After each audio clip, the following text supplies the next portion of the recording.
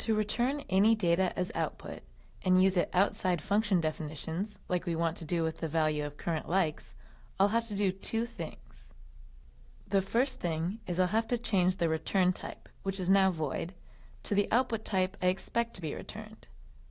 And return types are just types of variables, strings, integers, doubles, and so on.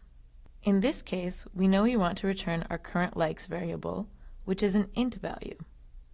So we'll change the return type from void to int. The second thing we need to do is to return the value of that int, of our current likes, in a return statement. And a return statement is just a line of code at the end of a function definition that says return, followed by the value you want to output. In this case, that's the value of current likes, so our return statement is just return current likes, followed by a semicolon. Now, because I've included the correct return type and a return statement, when I call this function, it will output the value of current likes. And we'll be able to use this output value in other function calls. So here's our function call from before that adds to the initial 0 value of our current likes, since our Boolean like argument is true. So this function call will increase our current initial likes from 0 to 1, and it will also return this value.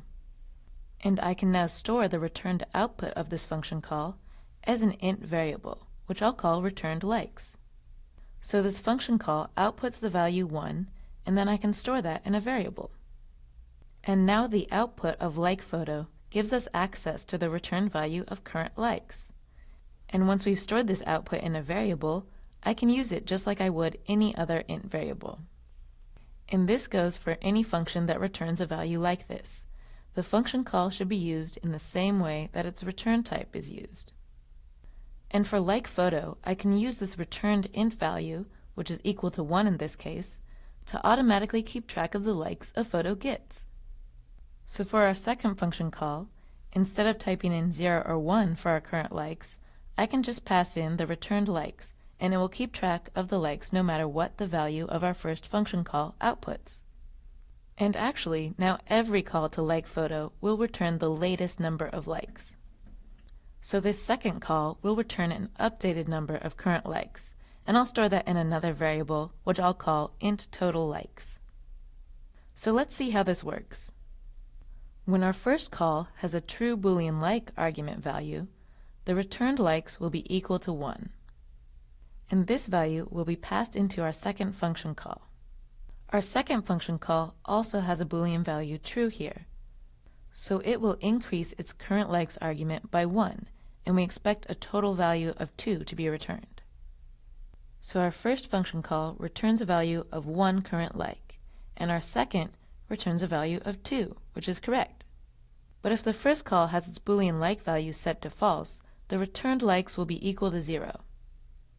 Our second call still has a Boolean value of true, so it should increase the returned likes by 1. So this time, after our first function call, the returned likes are 0, and after our second function call, our total likes are 1. And that's correct. The total likes are correct each time, and we didn't have to change anything about our second function call at all. So making functions that return data is really useful when you want to use that returned value in another program or function call, instead of just printing it out to the screen. Let's get more practice recognizing and writing return statements.